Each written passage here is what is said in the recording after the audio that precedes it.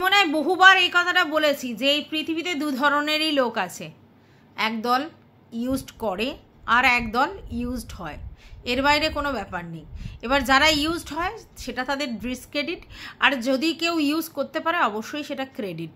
কিভাবে ইউজ করছে, কতটা ইউজ করছে সেটা তাদের ব্যাপার, আর কিভাবে ইউজড হচ্ছে সেটাও তাদের ব্যাপার। তুমি যদি কোথাও ইউজড হয়ে যাও আর তার পরিবর্তে তুমি যদি বুঝতে পারো যে তুমি ইউজড হয়ে গেছো, তাহলে তুমি সেখান থেকে শিখবে আর তারপরে আর কখনো ইউজড হওয়ার মেন্টালিটি রাখবে না। তাহলে তখন তুমি কি করবে, লোককে ইউজ করবে না, তুমি আর ইউজ যাতে তুমি না হও সেটা করবে। এবার যারা ইউজ করার মেন্টালিটি তারা যে কোনো মূল্যেই তোমাকে ইউজ করবে, এটা নিয়ে তো আর নতুন করে বলার কিছু নেই। আর এটা আদি অন্তকাল ধরে হয়ে আসছে, ঠিক আছে। কোনো সময় মানে কি বলবো, বিদেশিরা আমাদের শাসন করতো, তখন আমাদের কিছু কিছু লোকেরা ইউজড হতো। আচ্ছা, তারপরে যখন চলে গেল, তারপর রাজনীতিতে নানা ধরনের দল গঠন হলো, তারাও কখনো না কখনো আমাদের শুষছে। তো এইভাবে তো ইউজড হচ্ছেই আমরা, আর কিছু কিছু লোক আমাদের ইউজড করে যাচ্ছে, ঠিক আছে। এর বাইরে অন্য কোনো আর কিচ্ছু নেই। পুরো পৃথিবীটা এই ইউজড হচ্ছে আর ইউজড করছে, এর মধ্যেই চলছে। আর তার জন্যই তো গরিব, বড়লোক, আরও অনেক শ্রেণী তৈরি হচ্ছে। তবে হ্যাঁ, মধ্যখানে যে মধ্য জায়গাগুলো রয়েছে, একটা পজিশনের পর কিন্তু আর সেটা থাকবে না। উচ্চবিত্ত এবং গরিব এই দুটোই জায়গা থাকবে, মধ্যখানের জিনিসগুলো সব অমিট হয়ে যাবে। কারণ যেভাবে জিনিসপত্রের দাম বাড়ছে, আর যেভাবে চাকরির ক্রাইসিস বা বিজনেস মানুষ করতে পারছে না, জনসংখ্যা বাড়ছে, সমস্ত কিছু মিলিয়ে এই দুটোই রাস্তা হবে আর কি। কিছু লোকের কাছে পয়সা থাকবে আর কিছু লোকের কাছে পয়সা থাকবে না, এছাড়া অন্য কোনো জায়গা নেই। এই যে উচ্চ মধ্যবিত্ত, মধ্যবিত্ত, নিম্ন মধ্যবিত্ত, নিম্নবিত্ত এই ব্যাপারগুলো চলে যাবে। একেবারেই নিম্নবিত্ত আর একেবারেই উচ্চবিত্ত, এই দুটো জায়গা থাকবে। তো যাই হোক, এগুলো অন্য কথা। যেটা বলতে এসেছি, একটা জিনিস আজকের আমি অনেকের লাইভ ভিডিও অনেক কিছু দেখে একটা জিনিস বুঝতে পেরেছি, যে বহু আগে থাকতেই ইউটিউবে হচ্ছে তোমার একটা ইউনিয়ন করার চেষ্টা করা হয়েছিল, যেটা আলটিমেটলি হয়নি, হবেও না। তবে দলবাজি বহু আগে থাকতেই ইউটিউবে হতো, এবং টাকা তোলা এটাও কিন্তু বহু আগে থাকতেই ইউটিউবে ছিল। ভিউয়ার্সদের ইমোশন কাজে লাগিয়ে যখন যার যেটুকুনি প্রয়োজন হয়েছে, সে কিন্তু টুক করে ভিউয়ার্সদের থেকে সেটা নিয়েছে। এবার তুমি বলতেই পারো, আমার সেই সময় খুব প্রয়োজন ছিল, ওর কিন্তু প্রয়োজন নেই তবু সে নিয়েছে, আমার তখন এটা না হলে এটা হতো, বলতেই পারো তুমি। কিন্তু আমি যা দেখলাম যে ইউটিউবে প্রায় 4 বছর আগে থাকতেই এই রকম দলবাজি, লবিবাজি শুরু হয়ে গিয়েছিল। এবং শুধু তাই নয়, ইউটিউবের মধ্যে টাকা তোলাতলি ব্যাপারটাও ছিল, এবং ভিউয়ার্সদেরকে ইমোশনাল আর কি কবজা করে অনেকেই পার মান্থ ভিউয়ার্সদের থেকে বেশ কিছু অ্যামাউন্ট নিতে শুরু করেছে। আজকে সবাই যে এত লেকচার মারছে না, এ বলছে এই করেছে, ও বলছে ওই করেছে, তারাই বেশি লেকচার মারছে যারা এক সময় নিয়েছে, তারাই বেশি লেকচার মারছে যারা নিয়ে মোটামুটি তাদের কাজ সিদ্ধি করেছে। আমি এটা বলছি, শোনো, ভিউয়ার্সরা ইমোশনালি আমাদের কাছে কালো চিঠি হচ্ছে, এবং ভিউয়ার্সদের এই ইমোশনটাকেই এনক্যাশ করে আমাদের মতো ইউটিউবাররা, মানে কন্ট্রোভার্সি ক্রিয়েটাররা পৌঁছাচ্ছে, সেটা পরিশ্রমের জায়গা থেকে। কিন্তু তারপরেও একটা জায়গা আছে যেখানে ইমোশনালি এতটাই অ্যাটাচড হয়ে যায় ভিউয়ার্সরা আমাদের সঙ্গে, তখন তাদের কোনো দুঃখে তারা সামিল হয়, এবং সেই সময় তারা যদি কিছু ডিম্যান্ড করে ফিনান্সিয়ালি, তাদের কারণে, তাদের ফ্যামিলির কারণে, এরা কিন্তু দিয়ে দেয়। আমি আগেও বলেছি, এখনও বলছি, ইউটিউবে কিউআর কোড দেওয়া বা ফোন নাম্বার দেওয়া কোনো ক্রাইম নয়, বা এর জন্য কোনো কেস কামারি হতে পারে না, কারণ সেখানে কোনোভাবেই কাউকে জোর করা হচ্ছে না, যার যার ইচ্ছে হচ্ছে সে গিয়ে দিতে পারে, তাই এটার জন্য কোনো কেস কামারি হবে না। আর যদি হয়, তাহলে ইউটিউবে যারা টাকা তুলেছে যেভাবেই হোক, তারা সবাই ওই আওতায় চলে যাবে, কেসের আন্ডারে, ঠিক আছে। এইবার কেউ যদি মনে করে আমি 12,000 টাকা তুলেছিলাম, কেউ যদি মনে করে আমি 15,000 টাকা তুলেছিলাম, কেউ যদি মনে করে আমি লাখ লাখ টাকা তুলেছিলাম, আলাদা ব্যাপার। এবার যার যা ক্যাপেবিলিটি সে সেমনভাবে টাকা তুলেছে, এটা তো মানতে হবে বস। যে 10,000 12,000 টাকা তুলেছে তার সেই মুহূর্তে সেইটুকুনি ক্যাপেবিলিটি ছিল, আর যে আজকে লাখ লাখ টাকা তুলছে তার সেই ক্যাপেবিলিটি আছে। আবার যার সেই সাপের এতে বিষে আঙুল হয়েছিল তার আবার 4 লক্ষ 5 লক্ষ টাকা উঠেছিল। তার কি টাকা নেই? না টাকা সে ইনকাম করে না? প্রতিদিন মিলিয়ন মিলিয়ন ভিউজ হয়, সে তুলতে পারে না? অবশ্যই তুলতে পারে। তারপরেও টাকা পরিশ্রম করে ইনকাম করলেও পরের টাকায় তার চিকিৎসা হয়েছে, এটাও তোমরা জানো। তাই কিউআর কোড দেয়া, ফোন নাম্বার দেয়া কোনোটাই কেসের আওতায় আসে না বা ক্রাইম নয়, এবং এটার জন্য কোনো কেস কামারি থানা পুলিশ হতে পারে না, অন্য কোনো কারণে হতে পারে, এটা আমি বহুবার বলছি। এবং এটা পুরনো অভ্যেস। আমাদের কন্ট্রোভার্সি ক্রিয়েটাররা টাকা তোলার ব্যাপারটা পুরনো অভ্যেস। হতে পারে কখনো কেউ নিজের জন্য চেয়েছিল, আবার হতে পারে কখনো কেউ বলেছিল পরকে উপকার করবে বলে চেয়েছিল।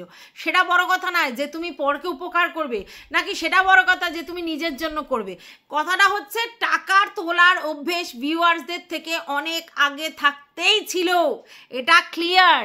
আর এটাও এখানে দলবাজি লবিবাজি বহু আগে থাকতেই ছিল, কিন্তু এখানে একটা জিনিস গঠিত হয়নি, সেটা হচ্ছে ইউনিয়ন। ঠিক আছে, যে কোনো কাজের তো একটা ইউনিয়ন হয়, সেই ইউনিয়ন এখানে গঠন হয়নি, কারণ এখানে সবাই র্যাট রেসে সামিল। এখানে সবাই একে অপরকে টপকে যাওয়ার চাহিদাতে চলছে, তাই একে অপরকে টপকে যাওয়ার যে জায়গায় হবে সেখানে ইউনিয়ন হবে না। ইউনিয়ন কখন হয়? যখন একটা কোম্পানির বেসিসে আমরা কাজ করব, যে কোনো কোম্পানি বা যে কোনো জিনিসে, তখন যারা আর কি কাজ করছি তাদের একটা ইউনিয়ন হয়, আর এগেনস্টে যারা মালিক পক্ষ তাদের এগেনস্টে ইউনিয়নটা হয়, যে যত সুযোগ সুবিধা মালিকের থেকে আমরা ডিমান্ড করব সেটা পাবো। কিন্তু এখানে কি হয়েছিল, যারা নিজেরা কাজ করে তারাই একটা ইউনিয়ন করার চেষ্টা করেছিল, প্রভিডেন্ট ফান্ড করবার চেষ্টা করেছে, যাতে কিনা আমাদের তো কোনো রিটায়ার্ড লাইফ নেই, তাহলে আমরা কিছু কিছু টাকা জমাবো এবং সেই টাকা দিয়ে সবার উপকার করব, দেশের দশের। ভুল ভুল ভুল, এইটা এখানে হবে না। ইউটিউব একটা র্যাট রেসের জায়গা, মানে এই কন্ট্রোভার্সি ক্রিয়েটাররা যারা কাজ করছে তারা সবাই দৌড়াচ্ছে যে যার থেকে ভালো করতে পারে, এবং প্রতিদিন প্রতিদিন প্রতিদিন কেউ না কেউ আগিয়ে যাচ্ছে, কেউ না কেউ পিছিয়ে যাচ্ছে। পরিশ্রম যদি তুমি কোনো কারণে না করতে পারো তুমি পিছিয়ে যাবে, যদি তুমি টাইম ইউটিউবকে না দিতে পারো তাহলেও তুমি পিছিয়ে যাবে। আবার পিছিয়ে পড়া লোক যখন ঝপাং করে আসবার চেষ্টা করবে তখন সে আবার সাঁতার কাটবে, এবং আলটিমেটলি দিনের শেষে তাকে পরিশ্রম করেই সেই জায়গায় পৌঁছতে হবে। তবে পরিশ্রম করলেই শুধু হবে না, তার সঙ্গে তোমার এই আইকিউ লেভেলটাকে সেইভাবে কাজে লাগাতে হবে। না তুমি কতটা পড়াশোনা করে ইন্টেলিজেন্ট হয়েছে সেটা বড় কথা নয়, কিছু আছে ইনবর্ন, যেখানে পলিটিক্স খুব ভালো করে তারা রপ্ত করতে পেরেছে। আর এখানে ইউটিউবের কেরিয়ারে তুমি তখনই সাকসেস হতে পারবে যখন তুমি পরিশ্রম করবে, তার সঙ্গে সঙ্গে তোমার ম্যানিপুলেট করার ক্ষমতা থাকবে, তোমার পলিটিক্স করার ক্ষমতা থাকবে, ইমোশন কি করে ধরে রাখতে হয় সেটার ক্ষমতা থাকবে, ভিউয়ার্সদের মনোরঞ্জন কি করে করতে হয় সেটা ধরে রাখবে, ভিউয়ার্সদেরকে কিভাবে তোমার দিকে মোল্ড করতে হয় যখন তুমি জানবে।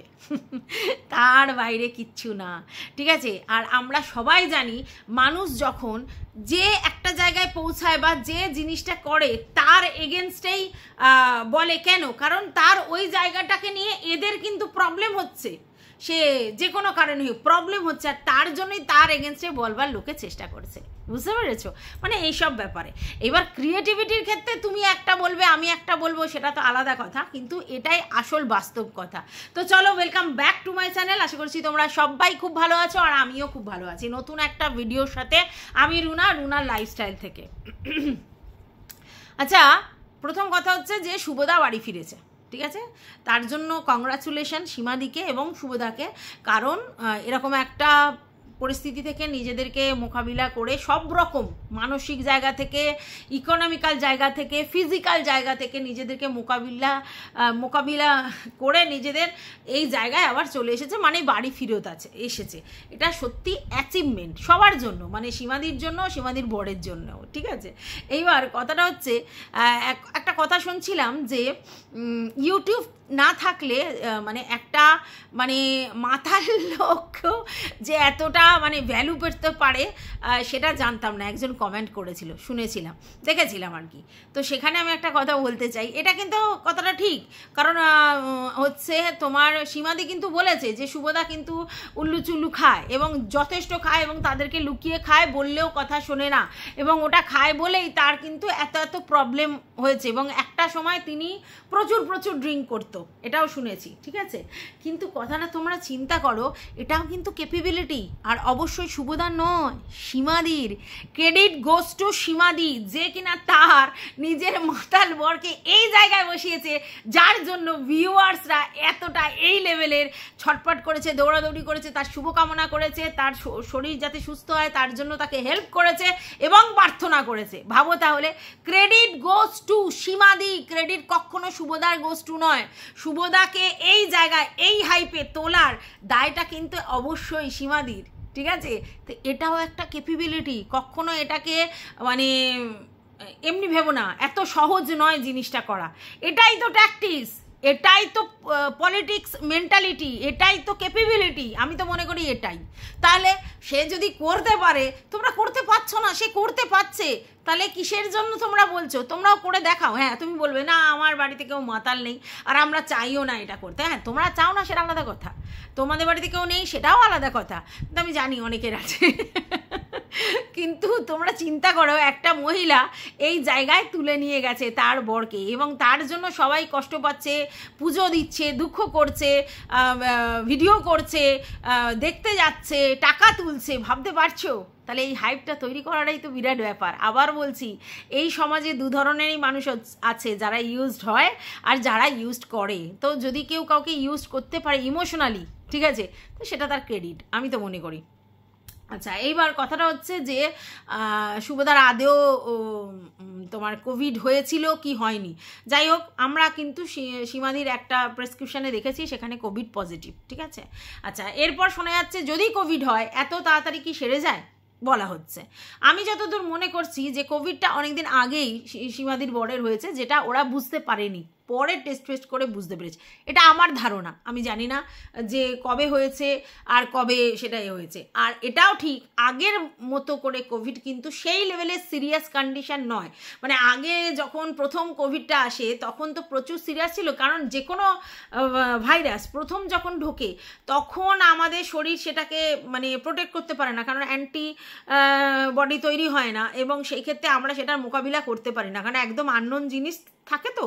কিন্তু তারপরে যত দিন যায় ওর মানে এই যে ভাইরাসের মানে উইকনেস বাড়ে, মানে সে কিন্তু আর অতটা ভালো মানে অতটা ক্ষমতাশীল হয় না, আর আমাদের শরীর বা বডি কিন্তু তখন তার ইমিউনিটি সিস্টেমকে অনেকটা স্ট্রং করে নেয়, তার জন্য লড়াকু মানে বডি তৈরি হয়ে যায়, যার জন্য সেটা খুব সহজেই মানে অতটা তার আর ক্ষমতা নেই। তাই আগের বারে কোভিডের সিচুয়েশান কিন্তু এইবারে কোভিডের সিচুয়েশান এক নয়। এইবার শুভদাকে নিয়ে যে প্রবলেমটা ছিল, যেহেতু শুভদার ফুসফুসে প্রবলেম ছিল, শুভদার যেহেতু কার্বন ডাইঅক্সাইড ব্যাপারটা বেশি হচ্ছিল, সেই জন্য একটা প্রবলেম। কারণ আমরা শুনেছি কোভিড তাদেরকেই বেশি অ্যাটাক করে যাদের ইন্টারনাল কিছু না কিছু প্রবলেম আছে, তাদেরকেই কিন্তু বেশি অ্যাটাক করে এবং তাদেরই জন্য বেশি ক্ষতিকারক। তো এখন মানুষের চিকিৎসা ব্যবস্থা অনেকটা উন্নত হয়ে গেছে মানে এই ব্যাপারটাতে, কারণ আগে কোভিডকে নিয়ে যেটা ছিল সেটা একটা অন্যরকম মানে কোনো ধারণা ছিল না, ধারণার বাইরে গিয়ে একটা জিনিস তৈরি করা, কিট তৈরি করা, অনেক কিছু ব্যাপারগুলো ছিল, ওষুধ তৈরি করা, সেগুলো কিছু ছিল না। এখন আমরা অনেকেই হচ্ছে সেইগুলোর বুস্টার ডোজ নেওয়া হয়ে গেছে বেশিরভাগ লোকের, হ্যাঁ, তো তারপরে আমাদের ইমিউনিটি সিস্টেম সেই জায়গায় পারমিট করে গেছে, তাই সেই অতটা সিরিয়াস জায়গায় হচ্ছে না, মানে ফ্লুয়ের থেকে একটু বেশি, কিন্তু কোভিডের সেই পাওয়ারটা নেই, ঠিক আছে, তার জন্য অতটা রেস্ট্রিকশান নেই এবং খুব সহজে হয়তো সেরে যাচ্ছে। তবে ওই শুভদাকে নিয়ে ভয় ছিল, কারণ হচ্ছে যেহেতু ওনার ওই প্রবলেমটা আছে। আচ্ছা, এবার শোনা যাচ্ছে টিবির ব্যাপারটা, তো তোমরা জানো যে অতিরিক্ত ওই এই করলে আর ওইসব করলে কিন্তু ওইগুলোর চান্স আছে, ঠিক আছে, এবং অল্প বয়সে ঠিকঠাক সময় না খেলে ঠিকমতো জিনিস না খেলে সেখানেও প্রবলেম। আর তোমরা জানো যারা এইসব ওই উল্লু চুল্লু ব্যাপারগুলো হয় তারা কি ঝাল ঝাল স্পাইসি এটা সেটা মাখামাখি রান্না এসব খেতে ভালোবাসে, কিন্তু তাদের অরিজিনালি যে জিনিসপত্র সেগুলো তো খায় না। তো তার জন্য অনেক সময় কি হয়, ফুড হ্যাবিটটা খারাপ থাকার জন্য সেইভাবে ইমিউনিটি যে পাওয়ারটা সেটা তৈরি হয় না। তো সেই জন্য অনেক সময় ভিতর থেকে এই টিবির ব্যাপারটা হয়তো ভালো মন্দ আবার ঠিকঠাক করে খেলে আবার টিবির ব্যাপারটা সেরে যায়, শুনেছি ওষুধ খেলে বা ভালো মন্দ খেলে। এবারে টিবিতে যেগুলো যেগুলো খেতে হয় সেগুলো খেলে আবার সুগারের জন্য হয়তো প্রবলেম হতে হয়, সেই জন্য ডায়েটিশিয়ান দেখিয়ে খেলে মনে হয় ভালো হয়। তো এই জন্য অনেক কিছু প্রবলেম হতে পারে। তো যাই হোক, এইবার আমি সীমাদির একটা লাইভ থেকে যেটা বুঝলাম যে সীমাদি অলরেডি হচ্ছে ম্যাডামের টাকা শোধ করে দিয়েছে। ম্যাডাম যেহেতু ধার দিয়েছিল, বা কেন ধার দিয়েছিল সেটাও শুনেছো, ম্যাডাম ধার নিতে বলেছিল তখন ইনস্ট্যান্ট ম্যাডামের কাছেই ধার চেয়েছিল আমাদের সীমাদি, এবং সেই ধারে ম্যাডাম 4,000 টাকা দিয়েছিল এবং সেইটা কিন্তু সীমাদি এসে ফেরত দিয়ে দিয়েছে। বাড়িতে শুভদাকে নিয়ে গেছে, ওটা কিন্তু সীমাদি আগেই বলেছিল শুভদাকে বাড়ি নিয়ে এসেই টাকাটা ফেরত দিয়ে দেবে। আচ্ছা, এইবার হচ্ছে ফেরত দিয়ে দিয়েছে, এবং ওখানে কিন্তু সীমাদি একটা খুব ভালো কথা বলেছে যে যারা হচ্ছে ধার হিসেবে সীমাদিকে দিয়েছে, অনেকেই তো আছে এমনি দিয়েছে আর অনেকে আছে যারা ধার হিসেবে দিয়েছে, কারণ সীমাদি ধার চেয়েছিল। তো যারা ওনাকে ধার হিসেবে দিয়েছে তাদের সববার টাকা উনি আস্তে আস্তে শোধ করে দেবেন, এটা কিন্তু বলেছেন। ঠিক আছে, তাহলে এটা খুব ভালো ব্যাপার। এবার যদি কেউ বলে যে না আমি তো তোমাকে এমনি দিয়েছি, তাহলে তো তাকে আর কিছু বলার নেই, কিন্তু যারা ধার দিয়েছে তাদের টাকা ফেরত দিয়ে দেবে বলেছে। আচ্ছা, এটা গেল। এবার দ্বিতীয় কথা হচ্ছে যে সীমাদি হচ্ছে ওই দিনের যে ক্ষমা চাইয়ের ব্যাপারটা যেটা ম্যাডাম বলছিল, তারপরে দীপ্তিদিও কিছুটা বলেছে, সেই জায়গাটাও ক্লিয়ার করেছে। সেটা হচ্ছে মেনলি গীতাদি তার নামেই বেশি প্রবলেম হয়েছিল, যেহেতু সে সরকারি চাকরি করে, সেক্ষেত্রে কন্ট্রোভার্সিয়াল যে ব্যাপারগুলো এবং সেখান থেকে ওই টিয়া মিয়াকে কিছু ব্যাপার, তো ওইখানে কিছু একটা প্রবলেম হয়েছিল। তাই মুছলেখাটা অ্যাকচুয়ালি আমাদের গীতাদিকেই করতে হয়েছিল, আর ওইখানে আর একজনের নামে কেস হয়েছিল, সেটা হচ্ছে সীমাদি, কিন্তু হচ্ছে রিম্পা বা দীপ্তিদির নামে হয়নি। তো ওই ক্ষমা চায়ের ব্যাপারটা হচ্ছে যে তারা হ্যারাসমেন্টের থেকে সরে যাওয়ার জন্য এবং গীতাদির ব্যাপারটা শর্ট আউট করবার জন্য ম্যাডামের কাছে বলেছিল বাদ দিন ছেড়ে দিন আর ক্ষমা করে দিন, এইটা সেই জায়গা থেকে তারা ক্ষমা চেয়েছিল। মানে গীতাদির হয়ে এরা সবাই ক্ষমা চেয়েছিল যে ভাই ব্যাপারটাকে উইথড্র করে দাও, যেটা আমি বুঝলাম আর কি ওদের কথাতে, যে ব্যাপারটা উইথড্র করে ছেড়ে দিন, কি হবে। এবং এর জন্য গুরুত্বপূর্ণ ভূমিকা অবশ্যই পালন করেছিল সোনিকা, যেটা বুঝলাম, কারণ সোনিকা বলেছে যে সবাইকেই সে ভালোবাসে এবং তাদের মধ্যে যাতে একটা মিলঝুল হয়ে যায় সেই চেষ্টা সে করেছিল, এবং সেই জন্যই সে একটা গ্রুপ কলের অ্যারেঞ্জ করেছিল এবং সেখানে সবাই মিলে ছিল। এবং পরে দীপ্তিদি এসছে, সীমাদি তাকে নিয়ে এসেছে, তার আগে আরও সব যারা ছিল তারা তো ছিল, এবং সেখানে মেন ব্যাপারটাই ছিল হচ্ছে গীতাদিকে নিয়ে আর কিছুটা সীমাদিকে নিয়ে। ব্যাপারটা ওদের নামেই কিছু একটা প্রবলেম হয়েছিল, আর দীপ্তিদি রিম্পা এদের নামে কিছু হয়নি, এবং সবাই মিলে ব্যাপারটাকে ডিসক্লোজ করার চেষ্টা করছিল, কারণ থানা পুলিশ কোর্ট কাচারি এসব হ্যারাসমেন্টে কেউ যেতে চায় না, আর তার জন্যই তারা ওই ক্ষমা করে দিন বাদ দিন এই দিন ঠিক আছে এরকম করে বলে ছেড়ে দিন এটা বলেছে।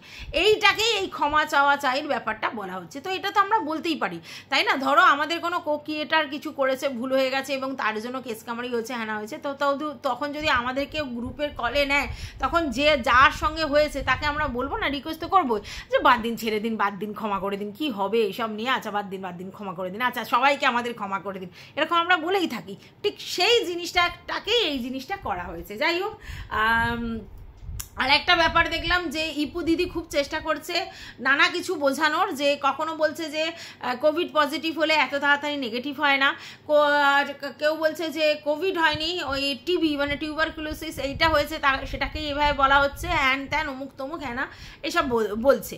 তো যাই হোক, আলটিমেটলি দিনের শেষে এটাই প্রবলেম, যেটা হচ্ছে যে সীমাদিকে ভিউয়ার্সরা ভালোবেসে বহু পরিমাণ টাকা দিয়েছে, মানে বহু পরিমাণ মানে ওই শুভদার এই ব্যাপারটা রিলিফ পাওয়ার জন্য টাকা দিয়েছে, আর এইখান থেকেই লোকের সমস্যা হয়েছে। এবার কথাটা হচ্ছে যারা সীমাদিকে টাকা দিয়েছে তারা তো সেই ব্যাপারটা সেটা ভুল করে দিয়েছে কি ঠিক করে দিয়েছে সেই রিয়েলাইজেশনটা তাদের হবে, তাই না? এবার কথাটা হচ্ছে যে সীমাদির কাছে যারা ধার চেয়েছে তাদেরকে সীমাদি ফেরত দিয়ে দেবে বলছে, আর যারা বলেছে যে না ধার না এমনি দিয়েছি, তারা দিয়েছে, তাদের দান করার স্বভাব তাই দিয়েছে। তো সেখানে তো কেউ কিছু বলতে পারে না, সেখানে কেউ কিছু বলতে পারে না, কিন্তু কথাটা হচ্ছে মিথ্যা কিছু ভরং দিয়ে বললে তখন মুশকিল। এবার সেখানে এখানে ইপু দিদির বক্তব্য হচ্ছে যে মিথ্যা কথা বলা হয়েছে, যে টিভি কিন্তু তাকে বলা হয়েছে যে কি যেন বলে কোভিড হয়েছে। আচ্ছা, তারপরে আইসিইউতে রাখা হয়েছে, বলা হচ্ছে আইসিসিইউ তে রাখা হয়েছে। ব্যাপারটা হচ্ছে সেই টিয়ার মতো, টিয়া যেরকম বলেছিল যে বিএমটি করবে, কিন্তু আলটিমেটলি সে চিকিৎসা করাচ্ছে, বাচ্চাকে মানে চিকিৎসা করাচ্ছে, কিন্তু বিএমটি করেনি। এবার বিএমটি যেহেতু এক্সপেন্সিভ একটা ট্রিটমেন্ট, তাই মানুষ কিন্তু সবাই তাকে জনে জনে টাকা দিয়েছিল যে এতটা এক্সপেন্সিভ কোথায় পাবে, তাই জন্য। এখানে সীমাদির ক্ষেত্রেও সেই ব্যাপারটা হয়েছে যে আইসিসিইউ বলাতে লোক হাইলাইট হয়ে গেছে এবং ভেবেছে যে বিশাল কিছু ব্যাপার হয়েছে, তাহলে আমরা সেইভাবে টাকা দিয়ে হেল্প করি। আর এখানেই প্রবলেম অন্য লোকেদের, যে আইসিসিইউ কেন বললে, আইসিইউটা কেন আইসিসিইউ বললে। তো যাই হোক, আইসিইউটাও কিন্তু খুব একটা মানে মানে এলিতেলি ব্যাপার নয়। আইসিইউতেও যারা থাকে তারা কিন্তু ক্রিটিক্যাল কন্ডিশনে বলেই ওখানে থাকে, এরকম নয় যে আইসিইউতে মানে একদম হ্যাঁ জেনারেল বেডটা সেটা আলাদা কথা, কিন্তু আইসিইউ মানে কিন্তু যথেষ্ট মারাত্মক রোগ হলে তবেই আইসিইউতে দেয়, এরকম প্রাইভেট সেক্টরে বিশেষ করে, ঠিক আছে। তো যাই হোক, কিছু বলার নেই। তো এখন ব্যাপারটা ওই যে বললাম, কিছু লোক আছে ইউজড করে আর কিছু লোক হচ্ছে ইউজড হয়ে যায়। এবার যারা ইউজড হয়ে যায় তাদের একটু প্রবলেম হয়, আর যারা ইউজ করতে পারে তারা সবসময় ট্যালেন্টেড আমি মনে করি। আর এইখানেই সবার সমস্যা হচ্ছে। যাই হোক, এইবার যেটা সীমাদির ক্রেডিট, সেটাকে তো কখনো ক্ষুণ্ণ করা যায় না, এটা অবশ্যই ক্রেডিট। নিজের বরকে সুস্থ করে নিয়ে এলো, এরকম একটা লোককে হাইপ তৈরি করে, এবং এত এত লোকের কন্টেন্ট হওয়ার পরেও মানে দমে বসে দাম্ভিকতার সাথে লাইভ করে ভিডিও করে ভয় না পেয়ে মানে সব কিছু করলো, এবং তাকে ভালোবেসে এত এত লোক টাকা দিল, ভালোবেসে কিন্তু, কেউ কিন্তু জোর করে কারোর পকেট থেকে নিতে পারে, হ্যাঁ ইমোশনাল সুস্থির ইমোশন হয়ে পড়েছো কেন, তো নিল, তো সেটা ক্রেডিট গোস টু সীমাদি। এর বাইরে কিচ্ছুই বলার নেই এই ভিডিওটাতে। যদি তোমাদের কিছু বলার থাকে অবশ্যই কমেন্ট বক্সে জানাবে।